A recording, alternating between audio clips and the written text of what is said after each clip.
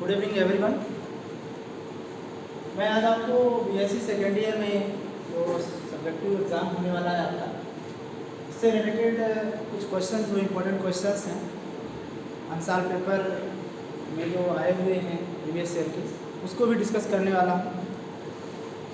कुछ स्टूडेंट्स का डिमांड था कि ये टॉपिक नया है, इसमें बहुत ज़्यादा प्रॉब्लम आ रही है, तो इसका मैं प्रॉपर एक वीडियो बना रहा हूँ। इसके थ्रू आप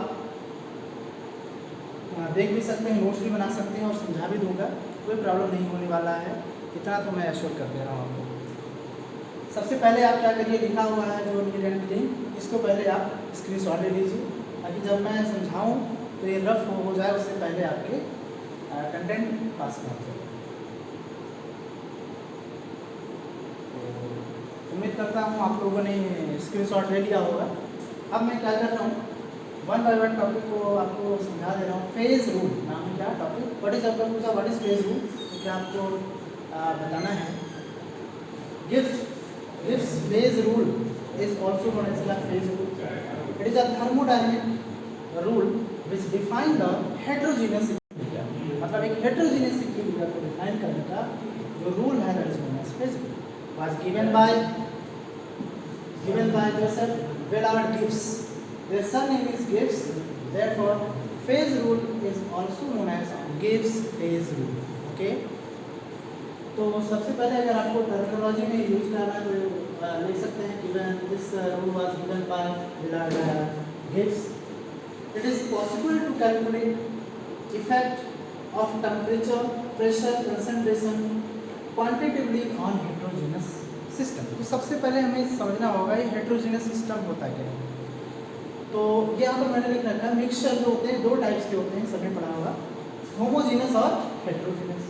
तो होमोजेनस हेटेरोजेनस सिस्टम का अगर आपको पता हो तो आपने क्या पढ़ा होगा कि एक मतलब होमोजेनस डिसोल्यूशन होता है सॉल्यूट का, throughout the solution is known as homogenous. Here and there होगा तो उसको हेटेरोजेनस बोलते हैं। बट ये छोटे लेवल पे आपने पढ़ा होगा, छोटे क्लासेस में।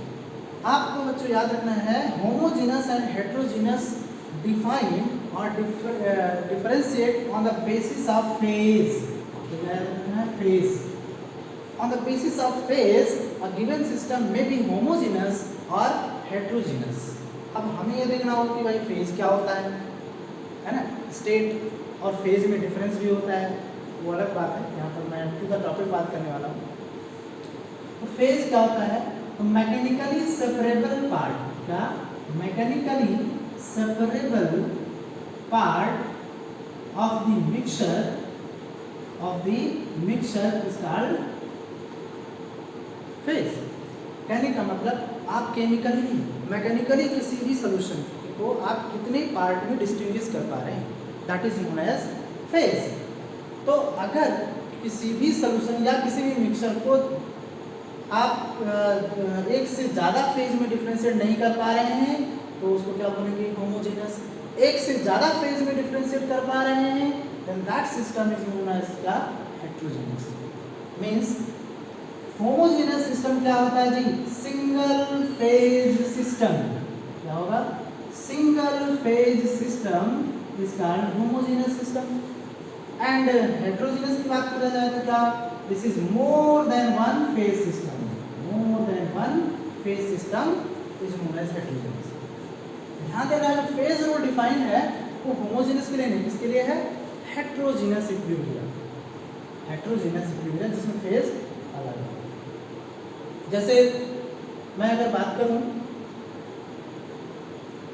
कार्बन, सिंपली आपने देखा होगा कार्बन ग्रेफाइट है। कार्बन ग्रेफाइट किसमें कन्वर्ट हो सकता है, डायमंड में।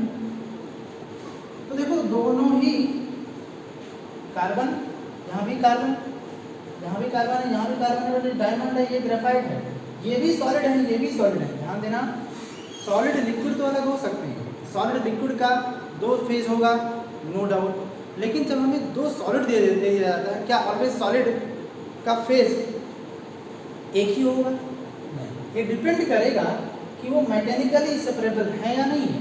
अगर आपको डायमंड दे दिया जाए, अगर आपको ग्रेफाइट दे दिया जाए तो दोनों को आप फिजिकली मतलब केमिकल मैकेनिकली आप क्या कर सकते हैं, सेपरेट कर सकते हैं ग्रेफाइट और डायमंड को, मतलब graphite and diamond are heterogeneous, है ना। तो इस तरह से आप हेट्रोजीनियस और होमोजीनियस को समझ लिए होंगे।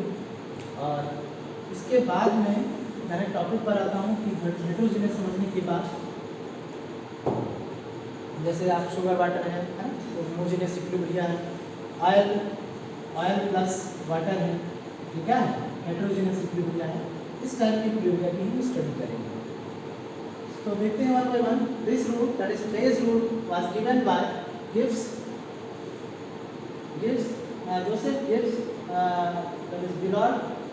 It is possible to calculate effect of temperature, pressure, concentration quantitatively on heterogeneous system। मतलब ये पॉसिबल है, हम लोगों को पता है कि जब भी हम किसी सिस्टम हेटेरो सिस्टम की बात करते हैं तो उसमें हम टेम्परेचर का, प्रेशर का और कंसंट्रेशन का क्वांटिटेटिवली कैलकुलेशन कर सकते हैं। It is possible.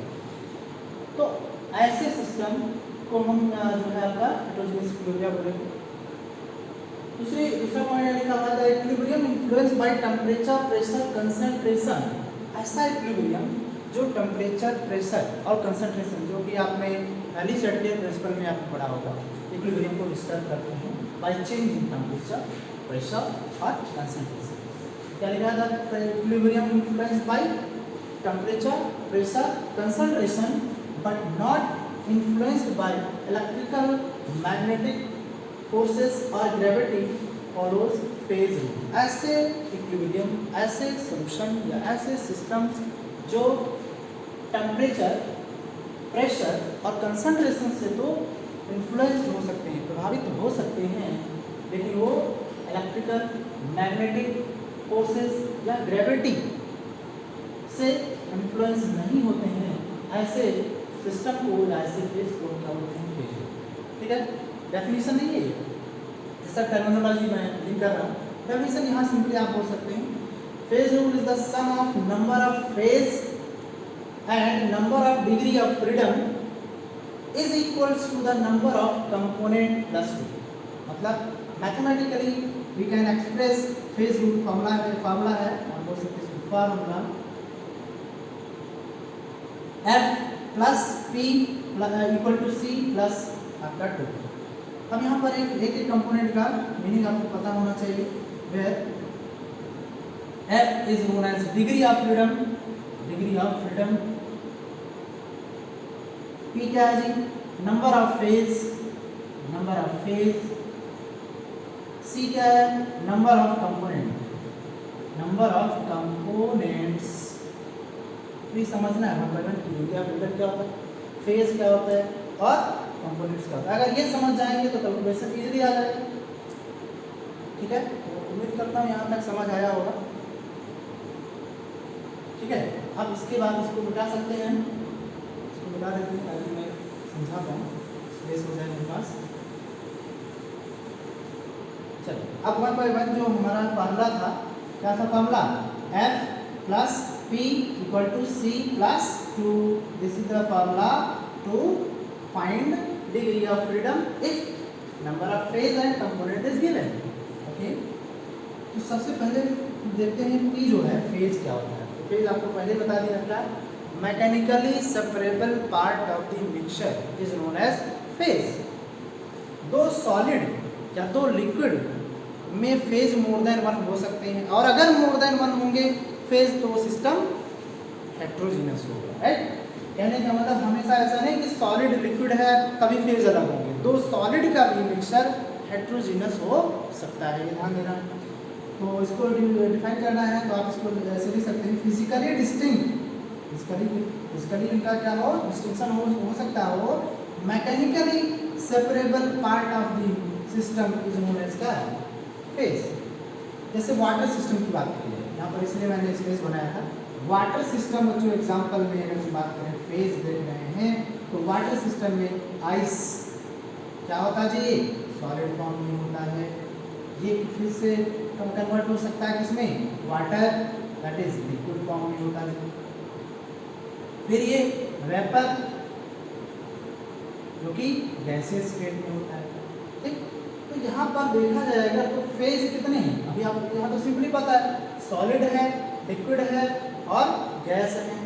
मतलब फिजिकली, मतलब फिजिकल स्टेट इनका क्या क्या बोलेंगे पर physically distinct mechanically separable part of the mixture is known as phase. That therefore you can say number of phase in water equal to कितना होगा, 3 होगा, कोई प्रॉब्लम नहीं। ठीक है, अगर आपको एक और एग्जांपल में लेता हूँ, ये पहला हो गया, दूसरा एग्जांपल को ले लूँ, CaCO3 सॉलिड है, ठीक, ये किसमें कन्वर्ट डिकम्पोज हो रहा है, calcium oxide solid plus carbon dioxide, you all know very well known reaction. Okay, अगर मैं इसमें नंबर ऑफ फेज की बात कर रहा हूँ तो बताइए कितना होगा, आप बाय डेफिनेशन जाइए, क्या physically distinct but mechanically separable part of the mixture is known as phase. Therefore we can say क्या, सॉलिड है कैल्शियम कार्बोनेट, सॉलिड है कैल्शियम ऑक्साइड, गैस है कार्बन डाइऑक्साइड। तो ये तो पता है कि 2 सॉलिड है तो एक फेज होना चाहिए, गैस है ये अलग फेज, कोई प्रॉब्लम नहीं है। आंसर इसका क्या आना चाहिए, 2, बट ऐसा क्योंकि ये सॉलिड है ये सॉलिड है पर दोनों सॉलिड अलग अलग है, इसलिए आंसर कितना हो जाएगा, यहाँ पर 2 ना होकर के 3 फेज हो जाएंगे। Means this reaction is a heterogeneous equilibria. क्या ये भी है, जी हाँ, सॉलिड है, लिक्विड है और गैस है, इसमें इंटर कन्वर्जन जो हो रहा है they are heterogeneous equilibria. Okay, ये सबको पता हो गया। अब जैसे हमारे पास एग्जांपल्स की और बात करी जाए इन जनरल, तो आप यहाँ पर नोट कर लेना, सॉलिड्स होते हैं, solid always form for separate system या फेज, इनके अलग अलग फेज।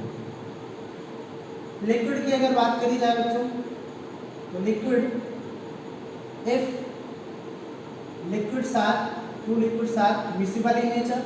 अगर दोनों आपस में लिक्विड मिक्स हो जा रहे हैं, ठीक, तो क्या होगा, नंबर ऑफ फेज की बात करें तो कितना, 1। और अगर 2 ऐसे लिक्विड हैं जो कैसे हैं, इमिक्सिबल हैं, मिक्स नहीं हो रहे हैं, जैसे ऑयल और वाटर है, तो नंबर ऑफ फेज कितना हो जाएगा जी, 2 हो जाएगा। ठीक है, इस तरह से। हाँ, गैस की बात करी जाए तो gases are always single phase system, that is answer is 1। तो ऐसे बहुत सारे सिस्टम हैं जिनमें आप नंबर ऑफ फेज बता सकते हैं। ठीक है, यहाँ तक क्लियर होगा सबको, फेज आई थिंक क्लियर हो गया होगा। अब मैं बात करता हूँ second term, that is component. इसको स्क्रीनशॉट ले लीजिए, नोट कर लीजिए, मैं इसको यूज कर रहा हूँ।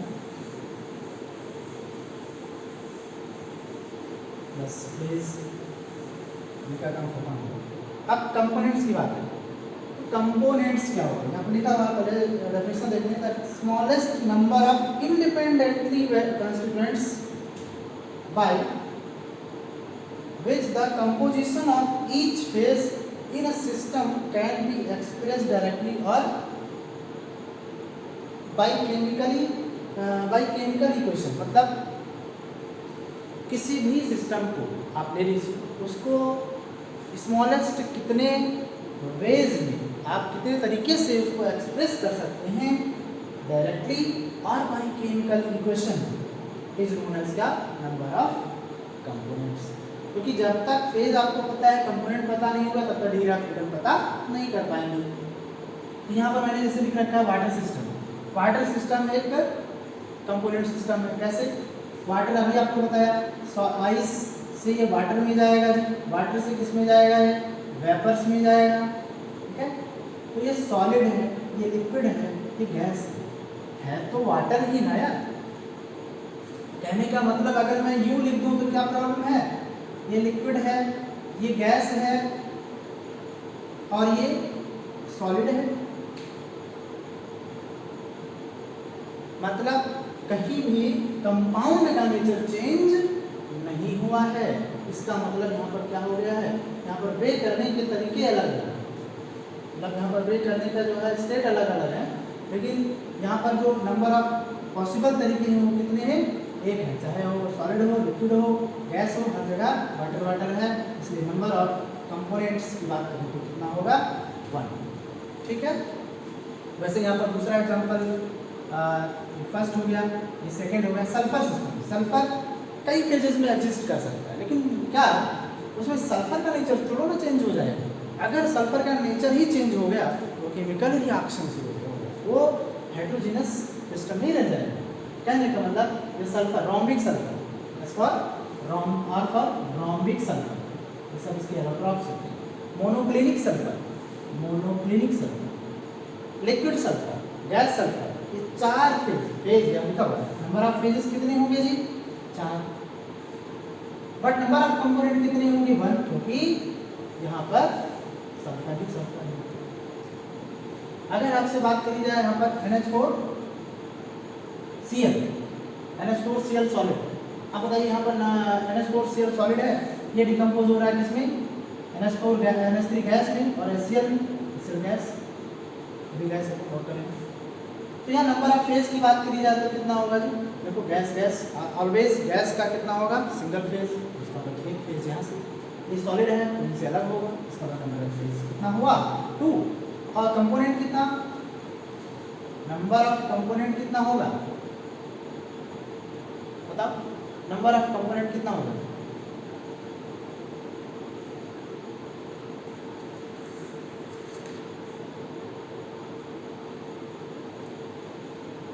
वन ही आएगा। नंबर ऑफ कंपोनेंट इसमें भी 1 आएगा। उसके बाद हम देखते हैं degree of freedom, F। Degree of freedom क्या होता है, इट इज अ थर्मोडायनेमिक्स में अगर आपने पढ़ा होगा तो थर्मोडायनेमिक्स में इसको ऐसे एक्सप्लेन करते हैं कि एक पर्टिकुलर एनर्जी है मॉलिक्यूल के पास, वो मॉलिक्यूल कितने डिफरेंट तरीके से एनर्जी को डिस्ट्रीब्यूट कर पा रहा है। ये जो डिफरेंट तरीके हैं एनर्जी के यूज़ करने के या फिर डिस्ट्रीब्यूट करने के, उसी को हम बोलते हैं डिग्री ऑफ फ्रीडम, है ना। यहाँ पर देखो लिखा हुआ है number of intensive variables, intensive मतलब जिसका मास पर कोई फर्क नहीं पड़ता हो, है ना। Mass independent variable are known as intensive variable. तो the number of intensive variable that is temperature, pressure and concentration, ये मास से कोई फर्क इनका नहीं पड़ता है, इसलिए इंटेंसिव वेरिएबल बोलते हैं। That can be changed independently without disturbing the number of phases, मतलब इक्विलिब्रियम पर नंबर ऑफ फेजेस अगर आप बिना चेंज किए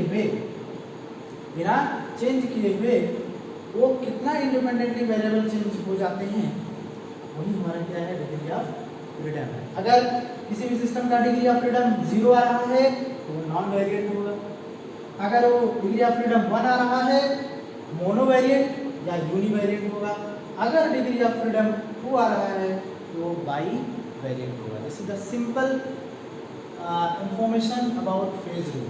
अभी मैंने जस्ट एक नंबर ऑफ फेज रूल निकालना बताया कि नंबर ऑफ फेज, और जैसे देखो नंबर ऑफ फेज निकालना बड़ा सिंपल है।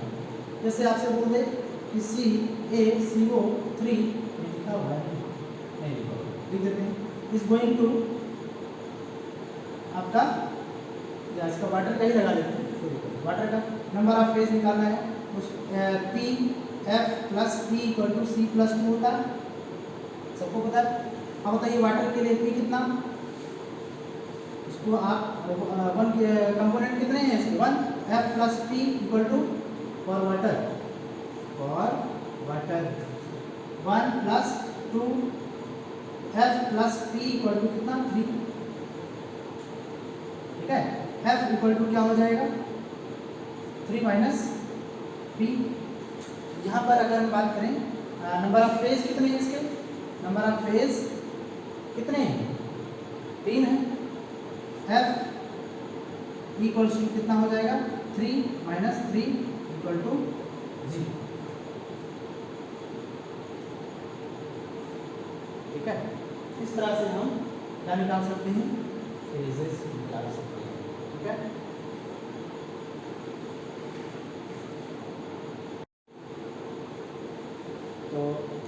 अब मैं आपको फेज रूल नहीं, जो सबसे इम्पोर्टेंट है, एक लॉन्ग क्वेश्चन में आता है वन कंपोनेंट सिस्टम।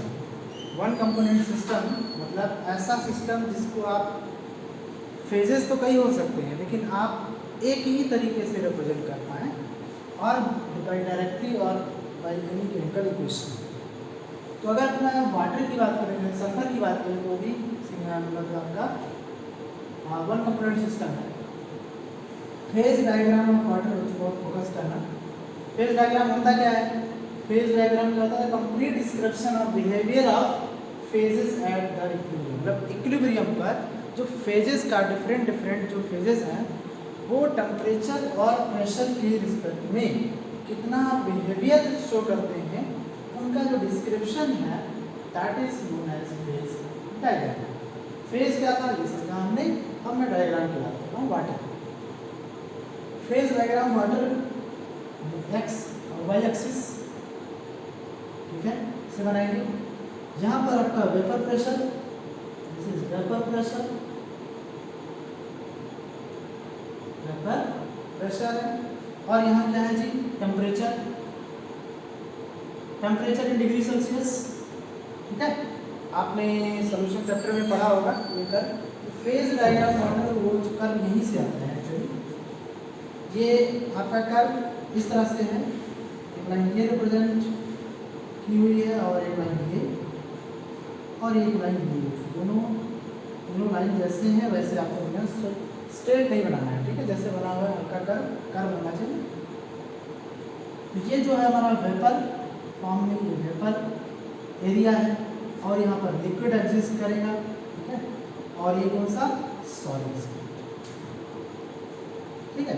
एक्चुअली ओ ए ध्यान से देखना, यहाँ पर जो हमारा ओ पॉइंट आता है, अगर एक्स एक्सिस पर जाएंगे तो उसकी किस टेम्परेचर, यहाँ पर टेम्परेचर मेंशन करेगा, तो टेम्परेचर जो होता है आपका 0.0098 डिग्री सेल्सियस। कहने का मतलब बहुत कम टेम्परेचर है, 0.0098 डिग्री सेल्सियस पर ओ पॉइंट आता है। O point is also known as triple point. ऐसा पॉइंट जहाँ पर सॉलिड, लिक्विड और गैस को हम डिस्टिंग्विश नहीं कर पाते हैं, that point are known as आपका, ठीक है। ये किस टेम्परेचर पर आता है ये हो सकता है, तो 0.009। इसके रिस्पेक्ट में अगर हम बात करें प्रेशर, तो प्रेशर क्या होता है जी? तो यहाँ पर प्रेशर आप देख सकते हैं, ये 4.58 mm ऑफ Hg, कितना मरकरी के रिस्पेक्ट में 4.58। अगर आप यहाँ पर देखें इस रीजन में, इस एक्सिस पर जो टेम्परेचर दिखता है वो 100 degree Celsius, that is you can see boiling point of water system है ना ये। तो ये 100 डिग्री सेल्सियस ये किस पर होता है जी? 100 डिग्री सेल्सियस जो होता है वो बॉइलिंग पॉइंट ऑफ वाटर होता है। ये किस प्रेशर पर होता है? 1 atmospheric pressure, this is 1 atm, ठीक, 1 atm प्रेशर पर जो आपका टेम्परेचर है वो 100, जैसे बोलते हैं ना boiling point. How to define boiling point? Boiling point the temperature at which vapour pressure of liquid is equals to atmospheric pressure, that is 1। 1 atmospheric pressure पर जो टेम्परेचर होता है उस सिस्टम का वो बॉइलिंग पॉइंट होता है। वाटर का कितना होता है? 100 डिग्री सेल्सियस, राइट। अच्छा, यहाँ पर जो लाइन आती है और हाई टेम्परेचर 374 बोले तो 374 डिग्री सेल्सियस पर लाइन अपीयर होती है। यहाँ जो प्रेशर होता है वो आपका जैसे जैसे प्रेशर यहाँ पर अगर देखें तो यहाँ पर 218 atm प्रेशर आपका एक्सेस करेगा, इस पर आपका यहाँ पर वेपर फॉर्म में रेजिस्टेंस के लिए ज़्यादा बढ़ जाएगा। अब यहाँ ध्यान से देखना, ये जो कर्व है ना ये कई लाइन में दिख रही है। ओ ट्रिपल पॉइंट है, ओ बी क्या रिप्रेजेंट कर रहा है? लिक्विड और वेपर, मतलब लिक्विड वेपर में कन्वर्ट हो रहा है, that is known as vaporisation curve. मतलब इसको वेपोराइजेशन कर्व, ध्यान देना, इसको और अच्छे से बड़ा बना लेना, बड़ा बनाना को बना सकते हैं। कोई बात नहीं, चलो यहाँ पर अगर हम देखें OC में क्या हो रहा है, सॉलिड लिक्विड में जा रहा है, सॉलिड लिक्विड में जा रहा है तो वो टेम्परेचर क्या होता है जी, मेल्टिंग, इसलिए इसको मेल्टिंग कर्व के नाम से कॉल करते हैं। और OA क्या है, सॉलिड वेपर्स में विदाउट चेंजिंग अगर लिक्विड में जा रहा है, बिना चेंज लिक्विड में सॉलिड अगर कोई वेपर्स में कन्वर्ट हो रहा है उसको सब्लिमेशन बोलते हैं, इसलिए इसको सब्लिमेशन कर्व के नाम से कॉल करते हैं। ठीक है, there are 3 curves, OB vaporisation curve, OA sublimation curve, OC melting curve with respect to pressure and temperature. ये आपको तो ये जो फेज डायग्राम है इसमें डिफरेंट एरियाज हैं। जैसे यहाँ पर आप देखो, मैंने आपने मेंशन कर रखा है फेज डायग्राम का फॉर्मूला क्या है, F+P equal to C+2, F+2 equal to, देखो कंपोनेंट क्या कितना होता है वाटर सिस्टम का 1, इसलिए 1 रखा, 1+2 ये मैंने पहले भी फॉर्मूला देखा है ना। F इक्वल टू कितना हो जाएगा 3 - P ये 1 कंपोनेंट सिस्टम के लिए है, क्योंकि 1 कंपोनेंट सिस्टम में C की वैल्यू 1 आएगी, देयरफॉर नया फॉर्मूला बन गया डिग्री ऑफ फ्रीडम निकालने का, क्या हो जाएगा 3 - P, और 3 - P की वैल्यू देखो यहाँ पर लिख रखा है, P की वैल्यू अगर 1 है, P की वैल्यू अगर 1 रखेंगे तो यहाँ पर डिग्री ऑफ फ्रीडम 2 आएगा, एंड देयरफॉर सिस्टम अपना कैसा होगा, बाईवेरिएंट, ऐसा होगा बाईवेरिएंट। ठीक है, और अगर P की वैल्यू 2 हो गया तो यहाँ से देखो 3 - 2 equal to 1, F degree of freedom 1, तो क्या मोनोवेरिएंट या यूनिवेरिएंट सिस्टम। ओके, अगर P की वैल्यू 3 हो गई तो 3 - 3 equal to 0, therefore F equal to 0, that is known as univariant. ठीक है, यूनिवेरिएंट हो गया। तो कहने का मतलब ये डिग्री ऑफ फ्रीडम फेजेस के ऊपर डिपेंड करेगा कि वाटर किस फॉर्म में एग्जिस्ट करता है, मोनोवेरिएंट, बाईवेरिएंट, डाईवेरिएंट, है ना, ये किसी भी फॉर्म में एग्जिस्ट कर सकता है। अब आपको क्या करना है, जो एग्जाम आएगा, एग्जाम में आपको वाटर 1 कंपोनेंट सिस्टम दिया है तो आप वाटर को लीजिए, सबसे सिंपल है, इसका डायग्राम बनाएंगे।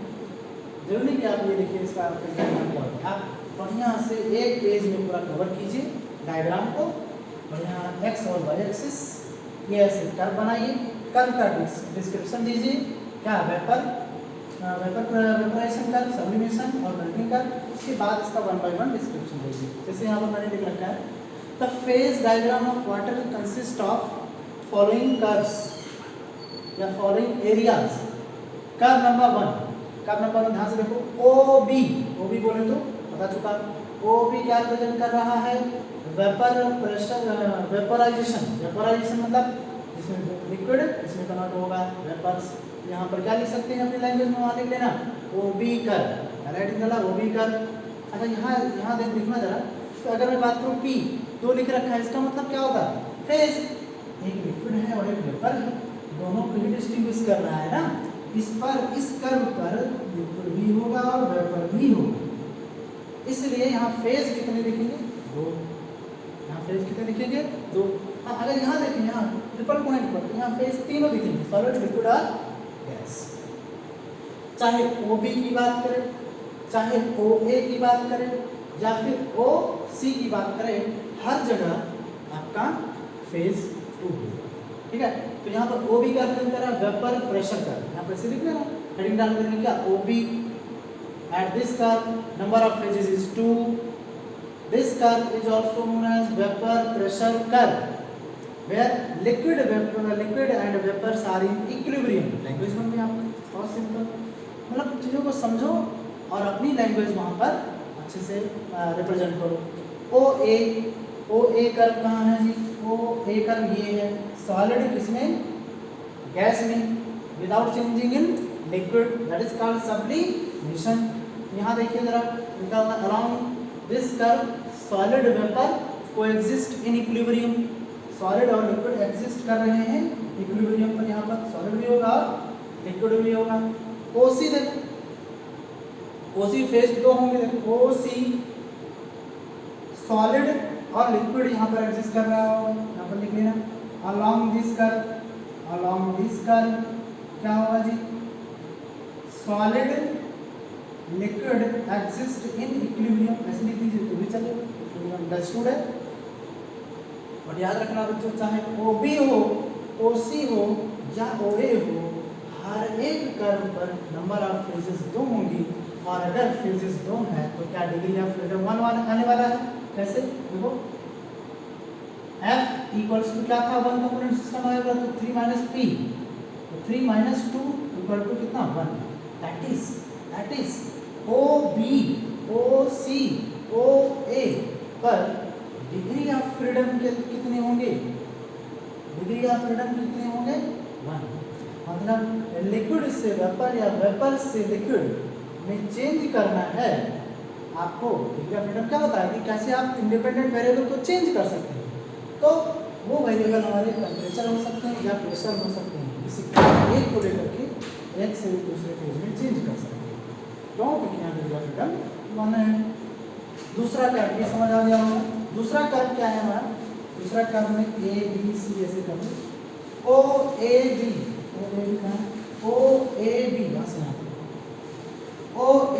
कर्व क्या रिप्रेजेंट कर रहा है, OAB कर्व रिप्रेजेंट कर रहा है वाटर सिस्टम,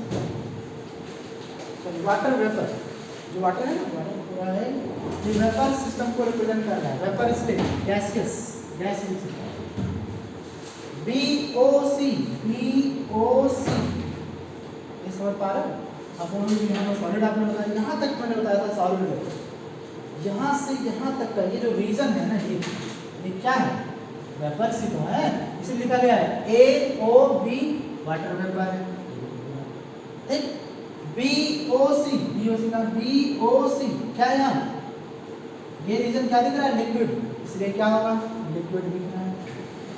फिर कौन सा बचा, OCA या AOC सॉलिड, बट हर जगह फेजेस तरफ जरा देखना भाई, यहाँ पर इस लाइन पर क्या दिख रहा है, 2 फेज, बट यहाँ पर क्या दिखेगा, एक ही फेज वेपर्स, यहाँ पर भी एक ही फेज लिक्विड, यहाँ पर एक ही फेज सॉलिड।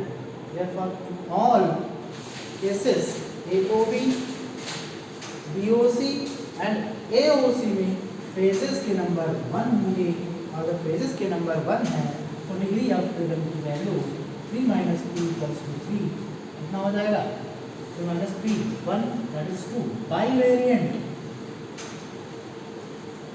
क्या होगा, यहाँ पर डिग्री ऑफ फ्रीडम कितना होगा, बाई वेरिएंट।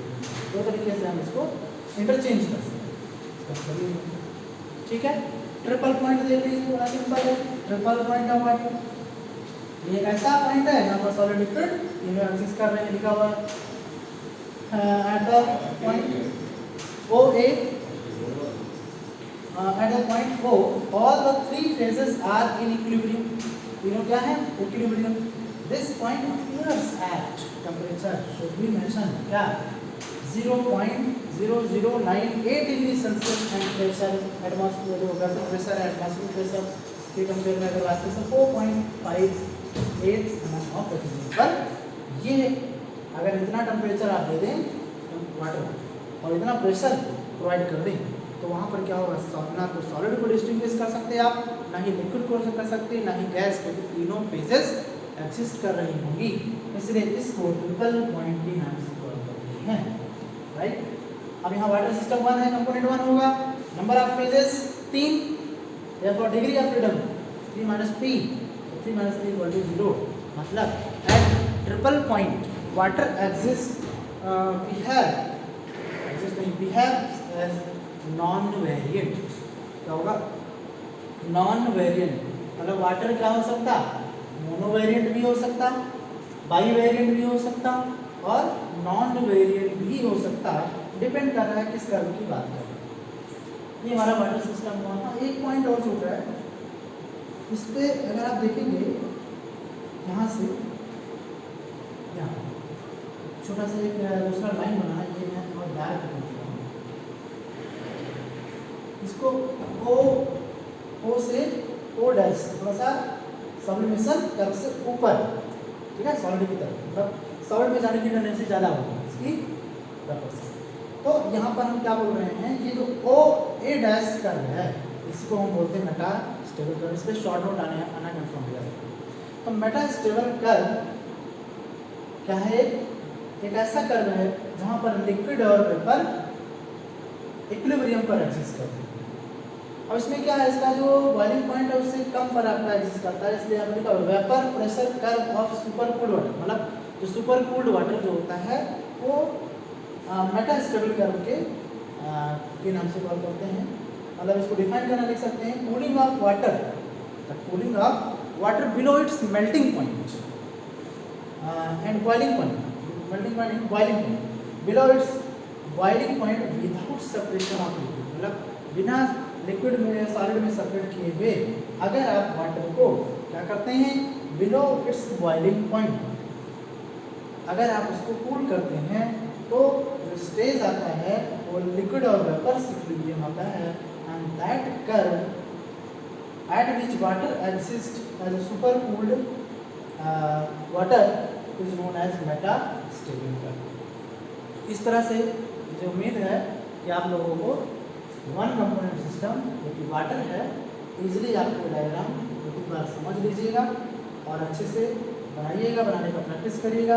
आपने ऐसा जरूरी नहीं है कि मैंने यहाँ पर ए लिखा तो ए ही लिखिए, आप कुछ भी चेंज कर सकते हैं। हाँ, ए बी सी ऐसे कुछ भी लिख सकते हो, यहाँ पर ओ लिखिए, इसको पी भी कर सकते हो, कोई दिक्कत नहीं है। लेकिन डिस्क्रिप्शन यहाँ पर जब आप हेडिंग देंगे ना कॉपी में लिखेंगे तो यहाँ लिखेंगे explanation of phase diagram of water. यहाँ क्या लिखेंगे, diagram represents the figure represents phase diagram of water, ठीक है। इससे आपका कैप्शन करते हैं। चीज़ों को बस देखो, नंबर लेने के लिए आपको एक आइडिया आना चाहिए कि कैसे हमें टॉपिक को अच्छा लुक देना है। लिखते तो सारे टॉपिक सारे बच्चे लिखते हैं, लेकिन नंबर कुछ ही बच्चों को मिलता है जिसको अच्छे से टॉपिक को अट्रैक्टिव बना दिया, ठीक है। तो इसको पढ़िएगा। कुछ और क्वेश्चंस जो हैं इम्पोर्टेंट मुझे लग रहे हैं उसका भी हम वीडियो बना करके अपलोड कर देंगे और इसको आप लोग देख लीजिए। उम्मीद करता हूँ समझ आया होगा, नहीं समझ आया तो भी बताना, और नेक्स्ट वीडियो जो भी होगा रिलेटेड टॉपिक्स वो मैं देख करके इम्पोर्टेंट बता दूँगा, ठीक है।